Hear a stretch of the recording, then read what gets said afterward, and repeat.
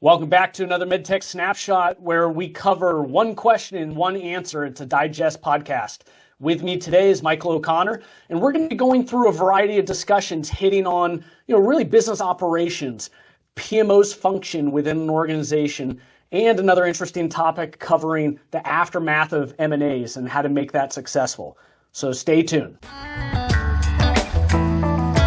All right, Michael, so now we're diving into this idea of the aftermath of M&A and acquisition. So, given your background, especially as it relates to kind of project management and being able to see a bigger perspective within the organization, I'd love to get your thoughts on, what are some things that you've seen organizations do to ensure the aftermath of that acquisition is successful? And the reason I ask this question is because of this. I think many of us, hopefully for the folks who are listening, you've probably seen the statistics about the success of M&A, and that's industry agnostic, right? These statistics are not great. I mean, I've seen data that points to anywhere from 75 to 80% and perhaps higher of M&As not being successful within a 3 to 5 year period after the acquisition. So can you share with us, that being said, what are some things that we can maybe look at or even do to ensure the aftermath is successful? Yeah, great question. So M&A is always difficult, right? You're dealing with a lot of moving pieces. You're dealing typically with this, in my case, the last organization, a smaller company, a smaller entity, usually entrepreneurial type spirit, innovative spirit. They don't want to be put under the big process, the big mothership, so to say.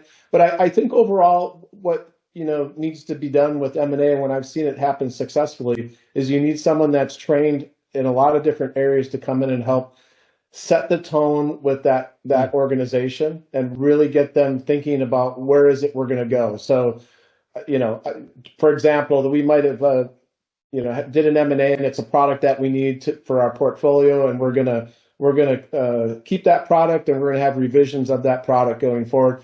Make sure that they know what that is, right? I think a lot of times at M&A, it's like, okay, we've acquired you now. You all go to the side and we're going to bring our group in and we're going to do it. That doesn't work so well. I think when you work together and you work with their group and other people from the acquiring company and bring those resources together, that works really good. Because again, it's change management. That's really what a lot of this is change management. So you need someone to facilitate change. We have it all the time, but with M&A, it's very apparent. It's big. So you need those change agents in there to help do that work. And typically, that leader that's appointed to help out with that is the one that's the biggest change agent. But they don't always realize they're in that role, and they need to focus in that role, and they need to work with all the people that they acquired to make sure they know the strategy, what's happening, where they fit. And I think that's where things are missed a lot of time. For whatever reason, people come in and they do things a certain way and they don't communicate. They're not really good change agents. So I would say in the M&A, the times I've seen it successful, they've done really good change management. The times it's been unsuccessful, it's been poor change management. And that's kind of, the high level of what I think in M&A for the most part. So I'm going to do my best to leave the name of this organization out of it, but in Southern California, in the last year, there was a rather big acquisition in the medical device industry. And in my opinion, this is a textbook example of what not to do from an M&A perspective. The acquiring company, now the parent company, came in, and within a matter of a couple months of the closure of that acquisition, came in pretty heavy-handed. The company they acquired had a very specific culture. And that culture is really, in a lot of ways, you could argue, is kind of what drove that organization's success. It's why people loved working there. The acquiring company came in my opinion, but basically was like, hey, we've bought you, we own you now, you're going to do it this way moving forward. And unfortunately, the aftermath of that meant that a fair amount of the executives and really people who have that tribal and legacy background within the original company left. It's created quite the tailspin. I'm curious, how do you deal with that from an M&A perspective when we're talking about culture? Well, again, I think it needs to be clearly stated what's going forward, right? How things are going to move forward. Are you keeping certain people? Are you not? What is the product look like? Is it a platform product? Is there iterative? So you need to bring that strategy in, right? I think that's the problem a lot of times at M&A, just like you described. People come in and it's like, I own it now. I'm going to do it. Your culture, your history goes, away. That's not the way it should work.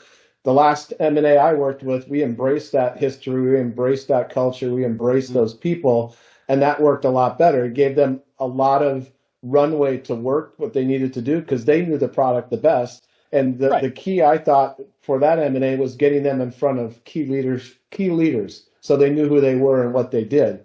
But yeah, I think a lot of times it's just that just like you said, people come in and they think they know what's going on, and they change the culture and they change things too rapidly. Now, that's not to say that these companies won't integrate at some time, right? But it takes time, and to think even months, maybe even a few years, that may not be enough time. So I think you have to have an end game, you have to have an idea, but a lot of times, unfortunately, with M&A, it's I purchase you, now I'm going forward, but I really don't have an idea of what I'm going to do or a strategy. I just know I acquired you and I'm going to do it the way I think I can do it. And you hit on another key thing is tribal knowledge. You don't want to lose that tribal knowledge because in M&A or in medical, we should be writing everything down, but there's still a lot of things in people's heads. Engineers, software people, technical people, you don't want to lose all that. That makes things very difficult. Why were decisions made? Why did you do this?